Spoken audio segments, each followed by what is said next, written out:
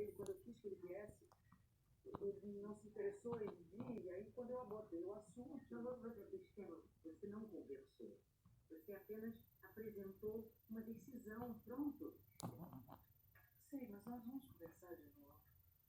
Eu tenho certeza que o Paulo, passado esse primeiro momento, ele vai assimilar melhor essa história e vai aceitar, eu tenho certeza disso.